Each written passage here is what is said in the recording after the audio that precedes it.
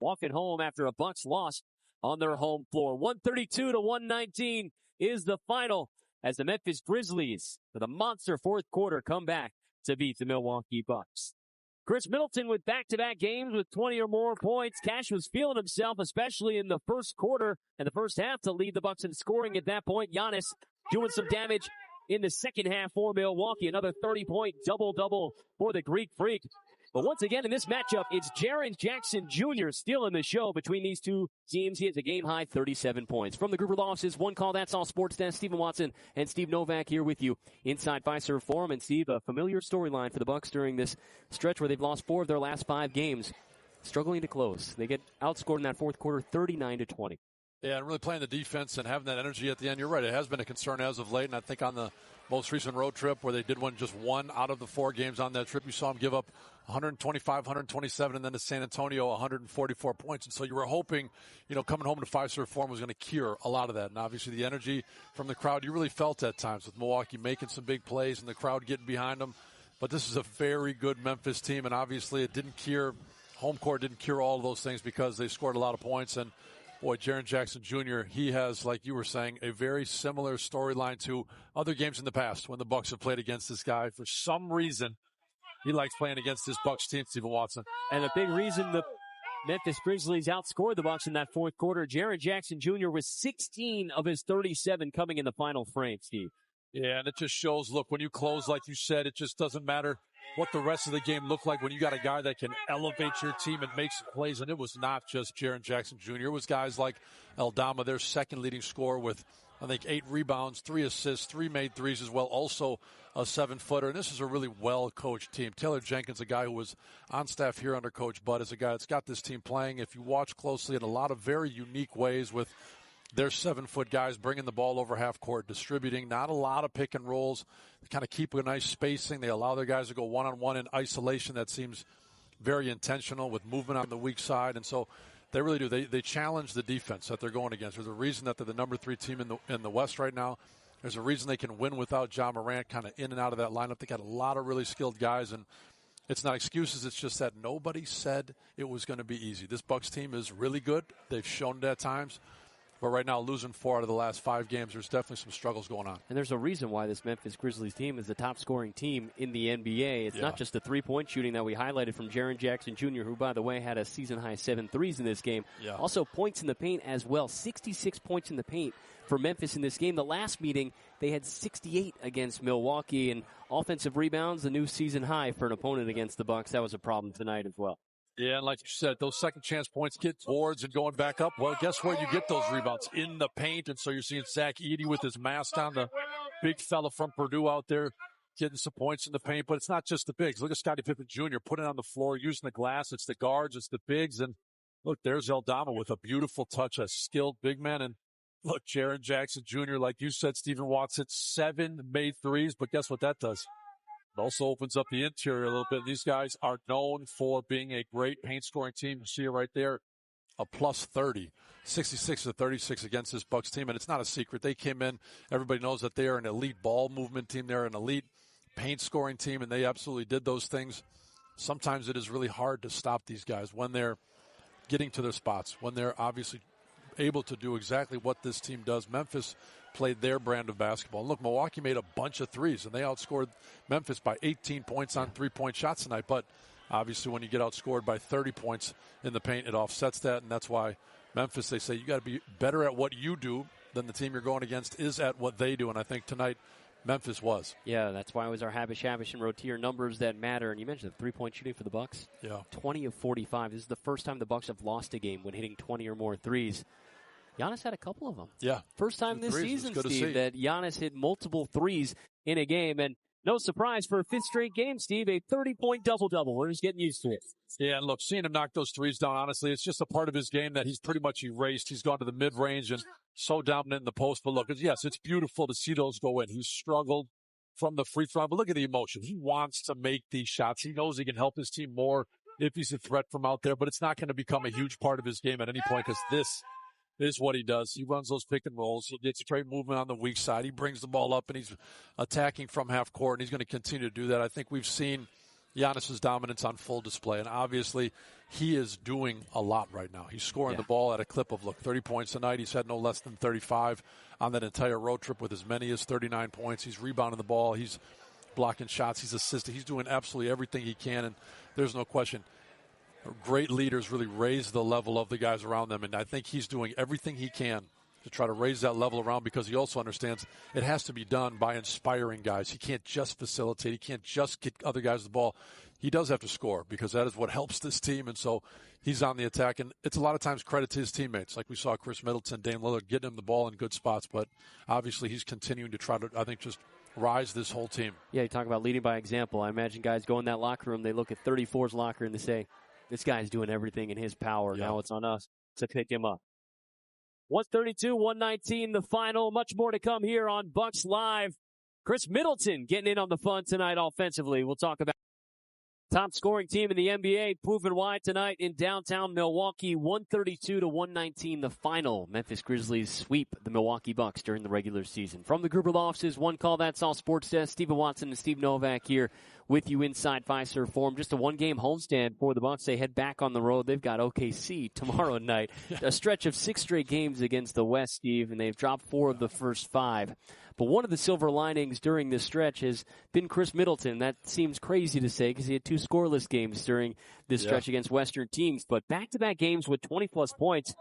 Chris has proven something, our Menard's big money moment, that he's still got something in the tank for these Bucks. Well, he sure does. And like you just referenced, the fact that in his last 5 games, he's had 3 games where he scored 20 or more points. And the other 2, he didn't make a field goal and did score a point. So there's been a hot and a cold. But look, tonight was hot. And I think it is an absolute silver lining. Seeing him not have a 0-point game, play better and go 7 for 10 from the field, knock down some threes, have 20 points. And look, you continue to see, and I think everybody knows, the relationship and the chemistry that he has with Giannis.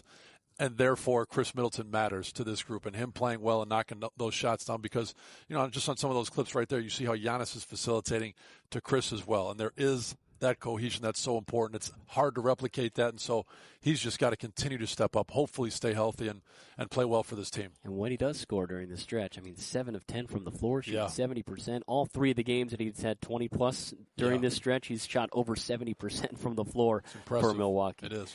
Much more to come here on Bucks Live. We're going to hear from Doc Rivers following another tough second-half loss to a Western Conference team. Head coach coming up next on FanDuel Sports Network. 132-119, the final in this game, and it was all Memphis in the fourth quarter, outscoring Milwaukee 39-20. Jaren Jackson with 16 of his game-high 37 points coming in that final frame. Another one gets away from the Milwaukee Bucks. Let's go and head inside the locker room here from Bucks head coach Doc Rivers on another tough loss. Doc, it's a 5-point game when you guys get that shot clock violation. Giannis scores, cuts it to 3. Just kind of what you see in those final couple minutes. I honestly, I thought the game changed in the middle of the third quarter.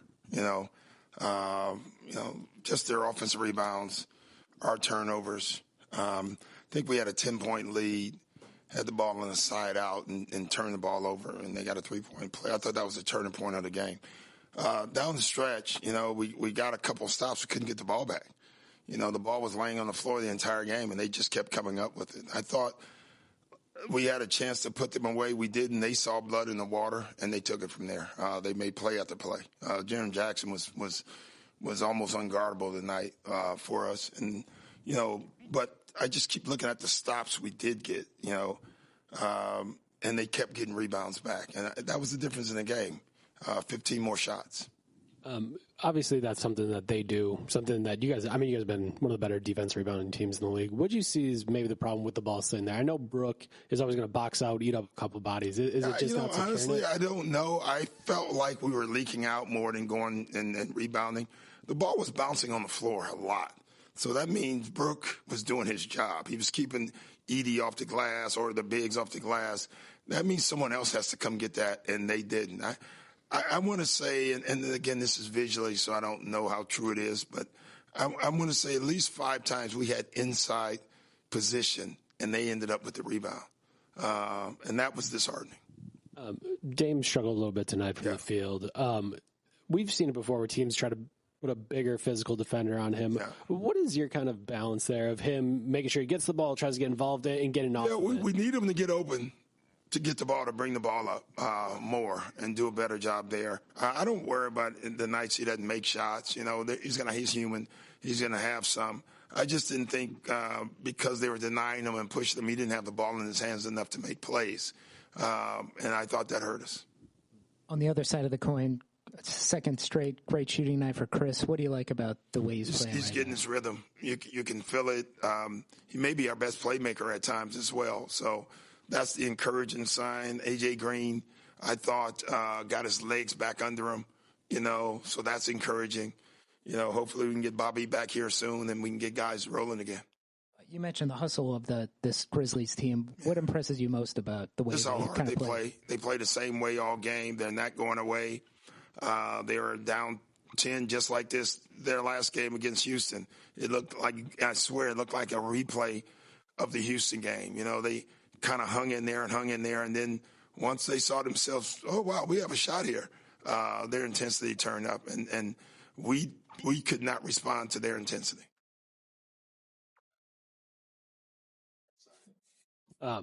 With Giannis at the center, we've talked about those small ball lineups.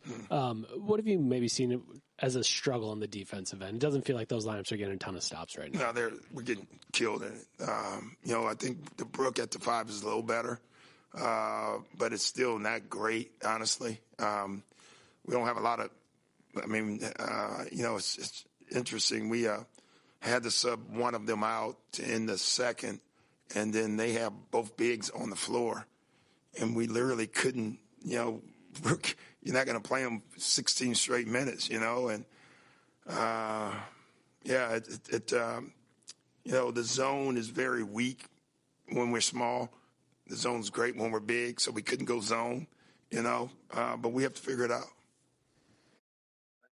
Well, it doesn't get much easier for these Milwaukee Bucks. They head to take on the top team in the West tomorrow night on the second game of a back-to-back. We preview Bucks and Thunder next. 132-119, the final as Memphis snaps the Bucks' 6-game home winning streak. They have now won 7 straight against the Bucks, the longest winning streak in the head-to-head series. Not much easier tomorrow night for the Bucks on the second game of a back-to-back. They take on the top team in the West. Shai Gilgeous-Alexander leading the NBA in points per game ahead of Giannis Antetokounmpo, over 32 points per game. This is the first of 2 scheduled meetings tomorrow night, but they met in the NBA Cup Finals, Steve. Bucks won that one. They did. Somehow the stats disappeared from this game, but I think all Bucks fans remember this game, and it was impressive. And look, Shai Gilgeous-Alexander had himself a game, but obviously the Bucks, as a team, they were the ones who really shined. They won the cup, won the money, and I think a guy like Shai Gilgeous-Alexander, who is averaging 40 points a game over his last 5 games, he's had 2 50-point-plus games, is going to have something to prove. Obviously, that team is going to remember. Shai Gilgeous is going to remember. And look, if you thought the Wemby matchup against Giannis was fun, and then the Jaren Jackson Jr. matchup, well, now there's another, like you said, MVP matchup come next game. This Bucks schedule really has been tough. They've been on the road for a lot of games, at a little snowmageddon in New Orleans, and now you get to leave after a game like this, and you get to head to Oklahoma City and play those guys who are playing some good basketball. So a lot of work to do. Can't think of a tougher back-to-back than Memphis OKC for the Bucks. I mean, during the stretch of 5 games, they've lost 4 of 5. Defense is allowing 127 points per game for Milwaukee. They have to figure it out on that end of the floor tomorrow night against the Thunder. Well, tonight against Memphis, it was a 39-20 edge in the fourth quarter for the Grizzlies, who pull away to beat the Bucks 132-119. We're back here, FanDuel Sports Network, 6:30 for Bucks Live. Don't want to miss the top 2 scores in the NBA tomorrow night.